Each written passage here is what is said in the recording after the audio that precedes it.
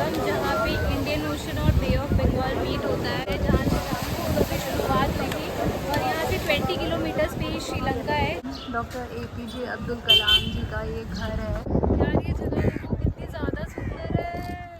मदुरई घूमने के बाद मैं पहुंच चुकी हूँ अपनी नेक्स्ट डेस्टिनेशन पे, रामेश्वरम।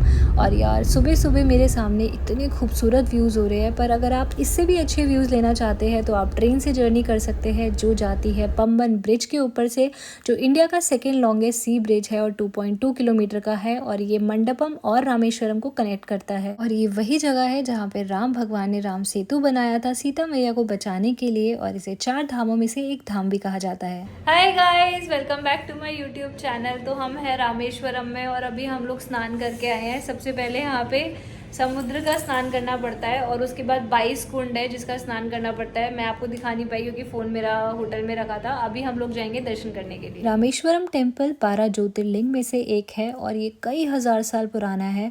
वैसे तो यहाँ पे दर्शन करने के लिए बहुत दूर दूर से लोग आते हैं, पर मैं अपने आप को खुशकिस्मत मानती हूँ कि मुझे यहाँ के दर्शन करने को मिल रहे हैं। और मैं आपको भी दिखा रही हूँ। ये मंदिर सुबह 5 बजे से लेके दोपहर के 1 बजे तक और दोपहर के 3 बजे से लेके रात के 9 बजे तक खुलता है। और यहाँ के दर्शन बिल्कुल फ्री है। अगर आप VIP दर्शन लेना चाहते हो तो उसकी टिकट है 100 रुपये या फिर 200 रुपये अगर आपको ज़्यादा पास से लेना है। तो चलो चलते हैं।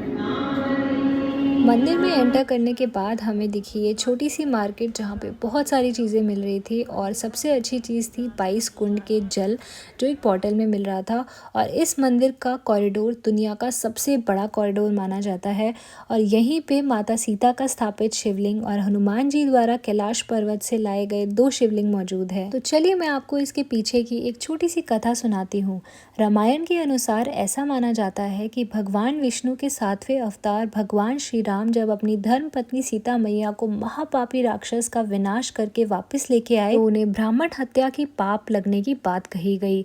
और कुछ संतों ने उन्हें भगवान शिव की आराधना करने की सलाह दी, लेकिन उस द्वीप में कोई भी शिव मंदिर नहीं था। इसलिए भगवान राम ने रामेश्वरम में शिवलिंग की स्थापना करने का निश्चय ले लिया और हनुमान जी को शिव जी की मूर्ति लाने के लिए कैलाश पर्वत भेज दिया। और जब उन्हें लौटने में देर हो गई तो सीता मैया ने समुद्र के किनारे पड़ी रेत से ही शिवलिंग का निर्माण किया। और यही शिवलिंग बाद में रामनाथ के नाम से जाना गया और हनुमान जी द्वारा लाए गए शिवलिंग को भी वहीं स्थापित कर दिया। तो ये है दोस्तों मंदिर के अंदर के साक्षात दर्शन। पर यहाँ पे आने से पहले भक्त अग्नि तीर्थम में समुद्र में स्नान लेते हैं और उसके बाद मंदिर के अंदर 22 तीर्थ या फिर 22 कुंड में स्नान लेते हैं। 22 कुंड इसलिए क्योंकि भगवान श्री राम ने 22 तीर मारकर इन कुंड को प्रकट किया था। और ऐसा कहा जाता है जो यहाँ पे स्नान ले लेता है उसके सारे पाप नष्ट हो जाते हैं। दोस्तों, जब श्री राम भगवान ने रावण का वध किया तो उन्हें ब्राह्मण हत्या का पाप लग गया और उसी पाप से मुक्त होने के लिए उन्होंने इस अग्नि तीर्थम में स्नान लिया। सो गाइज, मेरे पीछे रामेश्वरम टेम्पल है और अभी हम लोग कुछ पॉइंट्स घूमने जा रहे हैं। हम लोगों ने कैब कर ली है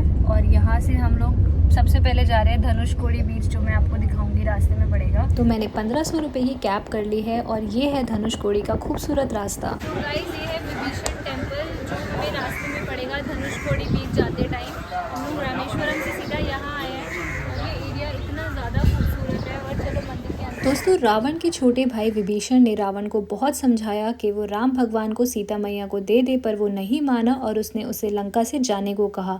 तो ये वही स्थान है जहाँ पे विभीषण ने राम भगवान की शरणागति प्राप्त की थी। विभीषण ने यहीं पे श्री राम भगवान के चरणों में खुद को समर्पित किया और श्री राम भगवान ने युद्ध पे जाने से पहले उन्हें लंका का राजा घोषित कर दिया।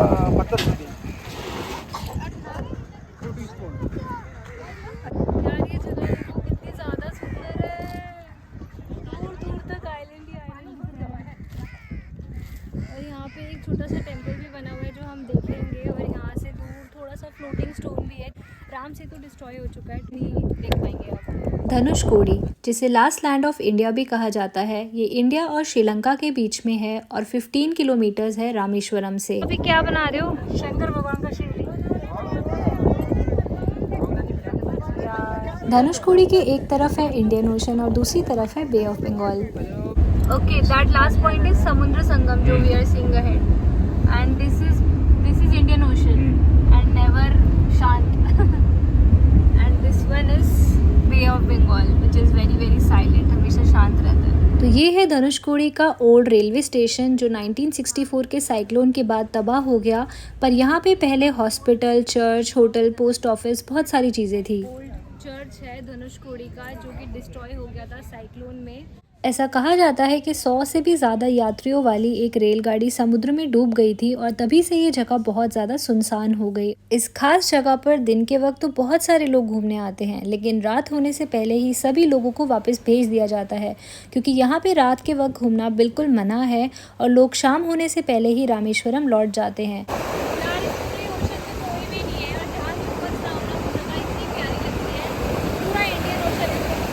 ऐसा कहा जाता है कि धनुषकोडी वो जगह है जहाँ पे भगवान श्री राम ने हनुमान जी को एक पुल का निर्माण करने का आदेश दिया था, जिस पर से होकर वानर सेना लंका में प्रवेश कर सकी थी। तो गाइस, ये है संगम जहाँ पे इंडियन ओशन और बे ऑफ बंगाल मीट होता है और ये यहाँ का पॉइंट है जहाँ से राम की शुरुआत हुई थी और यहाँ से 20 किलोमीटर पे श्रीलंका है, जो आप अगर अंडर वाटर जाओगे तो आप लोग देख पाओगे। और ये मैं आपको पूरा कवर करके दिखाने वाली हूँ। देखो मम्मी क्या कर रही है। ऐसा भी कहा जाता है कि विभीषण के निवेदन करने पर भगवान राम ने अपने धनुष के एक सिरे से सेतु को तोड़ दिया था। इसी कारण से इस जगह का नाम धनुषकोडी पड़ गया। और सबसे अद्भुत चीज है कि ये पूरा द्वीप एक शिवलिंग के आकार में है। चलिए मैं आपको यहाँ की एक कथा सुनाती हूँ। श्री राम भगवान ने कई दिनों तक समुद्र देवता की पूजा करी और उनसे आगे बढ़ने का रास्ता मांगा, पर जब वे प्रकट नहीं हुए तो क्रोध में आकर उन्होंने अपना धनुष बाण उठा लिया। उनके इस कदम से समुद्र देवता के प्राण सूखने लगे और उन्होंने भयभीत होकर श्री राम भगवान से कहा कि आप अपनी वानर सेना की मदद से मेरे ऊपर पत्थरों का एक पुल बनाएं और मैं इन सभी पत्थरों का वजन संभाल लूंगा। आपकी सेना में नल एवं नील नामक 2 वानर है जो सर्वश्रेष्ठ है। और इसी तरह पूरा का पूरा राम सेतु तैयार हो गया। ये प्यारी जगह है, यहाँ पे जरूर आना आप लोग, पर मैं ये सजेस्ट करूँगी कि आप लोग कैब कर लेना, क्योंकि यहाँ पे आते वक्त बहुत ज़्यादा धूप है। और ये मैंने जैसे कि आपको बताया, ये है बे ऑफ बंगाल और उस तरफ है इंडियन ओशन। यहाँ पे आपके ये दोनों मिलते हैं, ये कनेक्टेड पॉइंट है। यहाँ पे देखो पानी आ रहा है वहाँ से। आ जाओ, ऊपर खड़े हो, आ जाओ, आओ, चलो। सो गाइज, ये है house of Kalam, doctor APJ Abdul Kalam ji का ये घर है जहाँ पे हम लोग आए हैं। ये जो आप फ्लोर देख रहे हो, यहाँ सेकेंड फ्लोर पे शॉपिंग एरिया बना रखा है, फर्स्ट फ्लोर का घर है। तो this is doctor Kalam house. तो दोस्तों, रामेश्वरम वही टाउन है जहाँ पे डॉक्टर कलाम जी ने अपना बचपन बिताया था और अब उनके घर में फर्स्ट फ्लोर को एक म्यूज़ियम बना दिया गया है जहाँ पे बहुत सारी इन्फॉर्मेशन और उनके चाइल्डहुड की मेमोरीज दिखाई गई है। इस गैलरी में बहुत सारी फोटोग्राफ्स, उनके अवार्ड्स, अचीवमेंट्स और किस तरीके से वो साइंटिस्ट बने ये भी दिखाया गया है। गाइस, ये है रामकुंड, जो हम अगले पॉइंट पे आ गए हैं और ये सारे पॉइंट्स हमें कैब वाला ही घुमा रहा है। तो हम लोग पूरा संगम और धनुषकोडी कवर करके इस पॉइंट पे आए हैं और अब यहाँ पे 4-5 टेम्पल्स है जो हम लोग देखेंगे। ऐसा कहा जाता है जब भगवान श्री राम शिवलिंग की पूजा करने बैठे थे तो इसी कुंड में उन्होंने अपनी जटाओं को धोया था। इसके बाद हम चले गए पंचमुखी हनुमान मंदिर। ऐसा कहा जाता है कि जब अहिरावण श्री राम जी और लक्ष्मण जी को पाताल लोक ले गया तो हनुमान जी उन्हें ढूंढते हुए आए और उन्हें पता लगा कि अहिरावण की शक्ति उन 5 दीपों में छुपी है और उसका वध करने के लिए उन 5 दीपों को एक साथ बुझाना होगा। इसी वजह से हनुमान जी ने पंचमुख प्रकट किए। उत्तर दिशा में वराह मुख, दक्षिण दिशा में नरसिंह मुख, पश्चिम में गरुड़ मुख, पूर्व में हनुमान मुख और आकाश की तरफ है ग्रीव मुख। दोस्तों, इस मंदिर में वो पत्थर भी मौजूद है जो राम जी की सेना ने समुद्र में फेंके थे। यहाँ पे 5 पॉइंट्स है। पहले पंचमुखी हनुमान मंदिर, उसके बाद है यहाँ पे नटराज मंदिर जो कि आप सामने देख रहे हो, उसके साथ है कृष्ण भगवान का मंदिर और सामने ही है एक और मंदिर कृष्ण भगवान का जो हम लोग देखेंगे। और ये 5 मंदिर आसपास ही है और क्या पता हमें यही लाके छोड़ देगा और उसके बाद हम ये पॉइंट।